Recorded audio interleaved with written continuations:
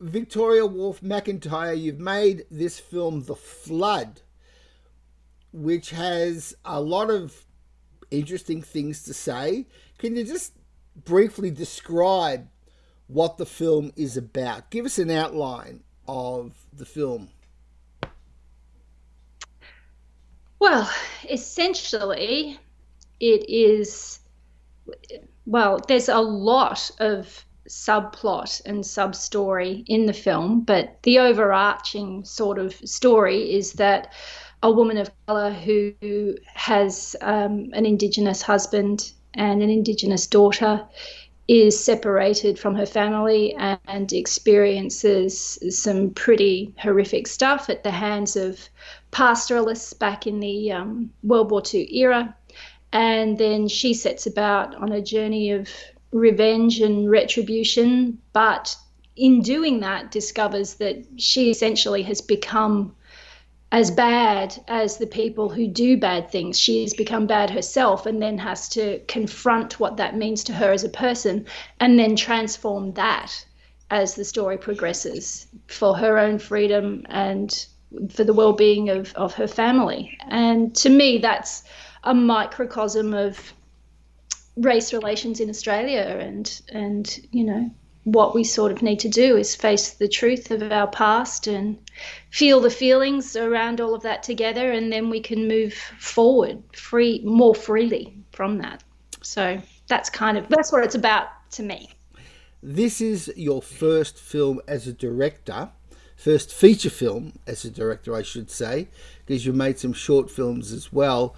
Why did you choose this topic and this era to make your first film about?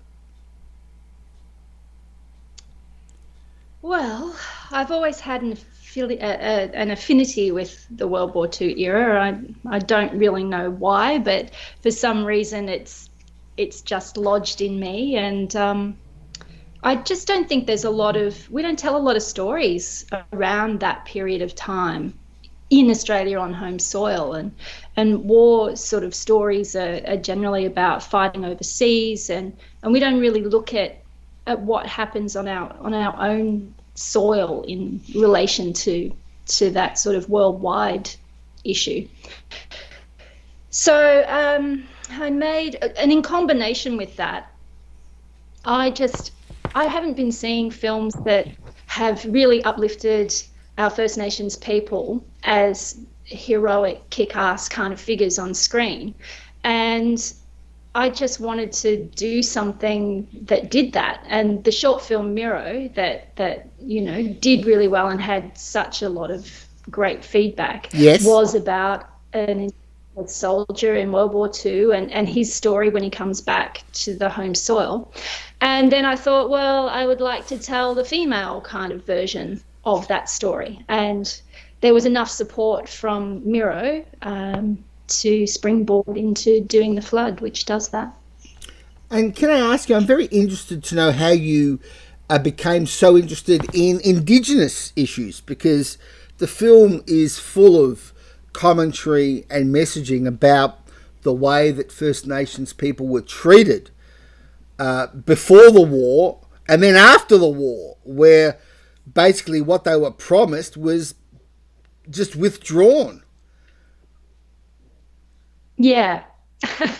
Well, I think I've got a social justice bent, and this is the greatest social injustice in Australia, is our treatment of First Nations people that still exists today. There is still such a long way that we need to go together. And firstly, by starting with truth telling, with looking at the truth of our history. And there's so much of, oh, they should just get over it. It was so long ago. It was nothing to do with me. It's just, you can't tell someone to get over it without experiencing their story.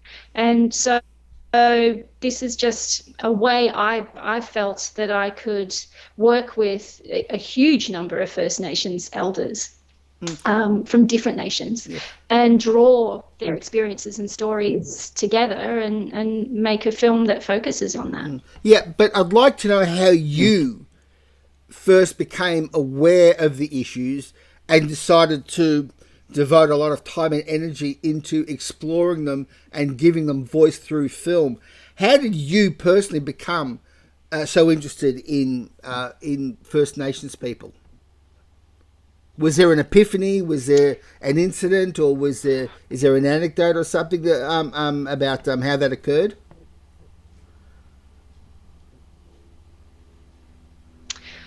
Well, I live in nature myself. So I live on 120 acres of what was subtropical rainforest in Kangaroo Valley until it was destroyed by the Currawong fire last year, just after we shot the film. And Papua New Guinean scenes are actually shot here at my place. Um, so I'm incredibly connected to country and land and always have been. It's how I was born. And you can't help but in understanding connection to country, be aware of our First Nations people and their connection to country and how they live. I mean, it's just always been there for me. But it was really when I decided to, start telling stories like Miro and the flood and doing that sort of research really into the things that have gone down in our nation that I really got fired up and was like, okay, this injustice is just so outrageous. And this is something I can do to contribute to change. So it's really that simple.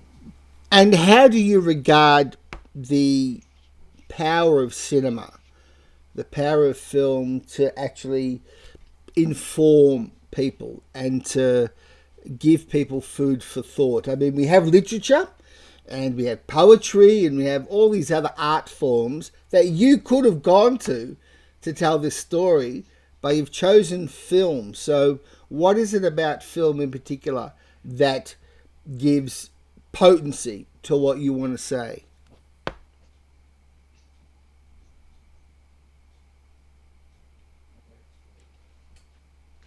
Well, it's immersion of the senses. It's visual, it's heart, it's the feeling world, it's the oral world. I mean, our sound designers and Petra Salcho, the composer for this film, what they have done in terms of immersing you in that realm is just incredible. And don't get me wrong, no one's a bigger book reader. Well, there's plenty of bigger book readers than me, but I love reading books. But that and it's something we can share together. Like we can sit together and have an experience, and we'll all have a different experience of the same thing, but we can do it together in a way that you don't get to do of every sense together in the one space and time. And so to me, it's the most powerful way to open people up to new ideas. For whatever faults one might identify in the film, one thing that you can't fault your film for is ambition.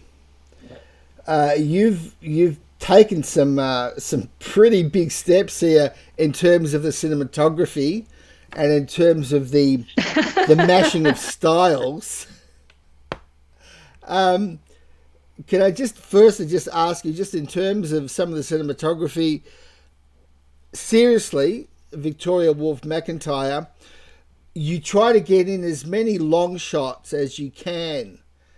And I know that they are very difficult to pull off. It takes a lot of rehearsal to get everyone to hit their marks. But you've actually gone for that as a stylistic motif. A lot of oneers, I think filmmakers call them.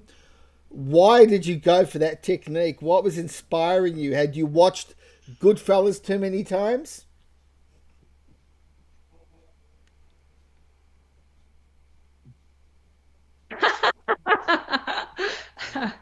Well, Miro, the short that sort of inspired this is also about one shots, and the DOP Kevin Scott and I, we just have a love for that. And for me, as a viewer and therefore as a director, I don't like cuts. I don't like being wide shot, them their mid shot, close up, blah blah blah. All this cutting in and out. It's just not what I'm into. I like the space to breathe and to feel and to move around in the scene with the characters and what's going down. So it's more like real life to me. It's more how we experience life. So therefore it just adds to the realism of the moment that you're in. And it's also a great challenge, and it's a great joy to work on set with the actors and everyone, all the creatives together in that moment, because everyone's just given it their all in the scene, in that one shot. And I just find it really exciting, and I love that energy and that vibe. So I guess that's why. Don't know if I'll do it next time. Got to try a different thing. Well, It's good to do things differently, but yeah, that's why. Well, kudos for those shots, because some of them are genuinely impressive. Can I ask you about the script and cultural advisors that are credited at the end of the film? I'd just like to know how that works. How does it help? Does it limit what you can do in any way? How do Indigenous script and cultural advisors help the creative process of a film like this? Oh, enormously. I mean, we made it together, and for it to ring true and to resonate as truth, I mean, essentially at the end of the day, in all honesty, I made this film for our First Nations people so that we could make something together where they see themselves as kick-ass heroes, and their sense of spirit and connection to country and culture is represented in a way that brings them joy, even though there are obviously terrible things that happen in the film. And to do that, you have to make it together.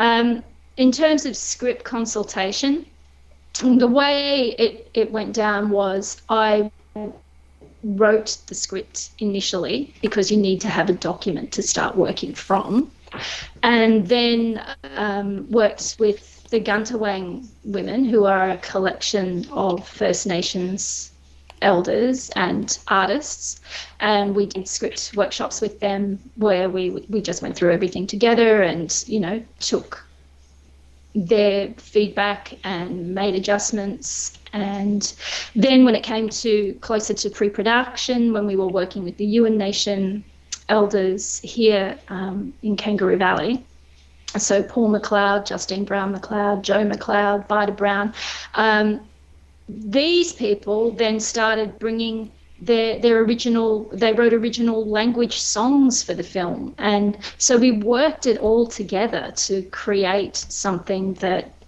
represents what we all wanted to say. So yeah, that's how that worked. Okay. And there are some very interesting mashing of styles in the film. Can you just tell me who you were drawing upon? You're obviously a John Woo fan and a Quentin Tarantino fan. Just tell me about the key influences in your filmmaking. Well, yes, I love Quentin Tarantino films. So there are definitely, you can see the bleed through of that in certain ways. But also I think that Jane Campion's someone I hugely admire, and it's her characterization and the depth of emotionality that she brings to her films. I think that's something I've I've emulated. I love David Lynch. I think there's some sort of couple of Lynchian moments, particularly with, the sort of spirit elements that are in there. I don't know, Almodovar, people like that. I like a variety of filmmakers, and I like things that are different. I like when you're watching a film and you think you're watching one thing and then it turns out you're watching something else. I like that moving around, we're not locked into one thing. It's free. We don't know where it's going to go. And when you don't know where it's going to go, it's engaging because you just really don't know where it's going to go. You're not going to sit there at the start and go, okay, I can see exactly what's happening with this film the whole way through to the end, which I find you can with a lot of films. So I just wanted to make something that I liked, and I like it. And how has the film travelled? Has it been playing at festivals? How's its life been so far? Well, COVID has stymied a lot of festivals basically around the world, but we just did have our premiere over at Black Nights in Tallinn, and it went down very well there. I think they had that because they actually had a physical festival, so we had 3 sellouts there, and we've just had a limited theatrical run through December, which was really well supported, to the point where we've had more cinemas showing interest. So we're having an extended run across the country through January, even though we're releasing digitally and disc currently. So it is that kind of any option to see it how you kind of prefer to see it. You got the theme of redemption in there, and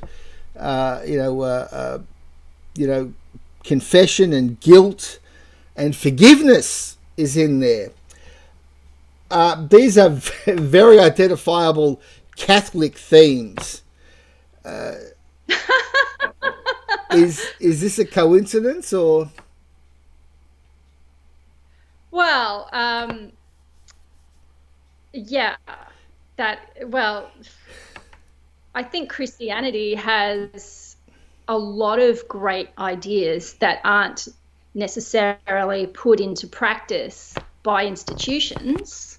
So I think, looking at the film, you probably would see that religious institutions don't get a great rap, but those themes are just fundamentally important to healthy human relationships and life and existence with others and yourself, I mean, yeah, you're right. They're good values anyway.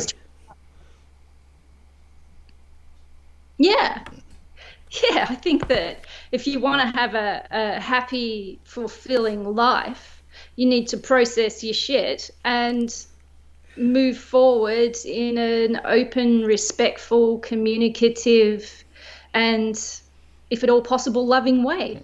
But everything that stands in the way of that has to be addressed, and that's what this film does. It addresses the things that stand in the way of moving forward with equity and harmony and peace with each other. This is an ambitious production. How did you raise the finance for it? How long did it take to make? Just give us some nuts and bolts about the production of the film. Okay, so financing, there's no screen agency financing involved except for the producer's offset. It was essentially through philanthropists who believe in the story that we're telling, and actually who themselves have an interest in elevating First Nations people in terms of heroic representation in film. So blessings forever on those people who came forward and put their money in to be able to do that. Headgear did our offset. Ami Marquez Perez, my producing partner, and I pedalled tirelessly to make it happen. So that's that side of things. In all honesty, this film actually was a bit like a freight train. It just came and just kept going. We couldn't even take a breath the way it was all coming together. And next thing you know, we were in Kangaroo Valley. Well, everyone was in Kangaroo Valley for pre-production. We could only afford 3 weeks pre-production, which is not in any way ideal, but there was a lot of pre-production going on, of course. And then we shot it in 5 weeks in floods and the most extremely remote locations, but that's why it has that beauty and that epicness to it, you know. And everyone in Kangaroo Valley pitched in. We couldn't have made it without Kangaroo Valley, because, you know, it's an amazing place. It's where a lot of retired artisans and engineers and scientists all seem to come and live here. So, you know, the old boys in the tennis club formed our set construction crew, and you know, there's some world famous engineers there who were building shootout huts and things for us. So it's really a community driven project in that sense. Okay. So that's how we were really able to do it. And just in parentheses, just very quickly, can you just tell us about the producer offset that you mentioned, that was the only government support you were able to get? What is exactly the producer offset on a film? So the Australian government, via Screen Australia, it used to be 40% of your budget that is spent in Australia involving Australian talent, and you know, they have certain criteria around what part of a film's budget is qualifiable for QAPE. That's what it's called, the producer's offset. And the government will give you, used to be 40% of that amount of your budget as a support for Australian film. They've now reduced it to 30%, which, you know, is making it even more difficult for Australian filmmakers to make films here. And what you do is you get a provisional certificate from Screen Australia before you start shooting to say that they have reviewed the budget and they provisionally agree that you will get that offset. So then you can actually borrow that offset from an offset lender to form part of your cash flow budget. So that's what we were able to do. Can I ask you about the influence of Star Wars on your life? Can you just tell me about how old you were when you first saw the first film, and why they are so important to you? Well, a lady never really reveals her age, does she, Jim? I mean, what a question. I was a primary school girl in Gladstone in, I don't know, whenever that was, 79, something like that. And 77. I was really surprised. Oh, 77. 1977. 4th of May, 1977. I was just trying to, you know, add a couple more years there. I was surprised that, you know, my parents let me go, and they let me go by myself, which was pretty amazing. And the Gladstone cinema, oh my God, in my mind, it was Hollywood, you know. We were sitting in Hessian sack seats, and it was so glamorous.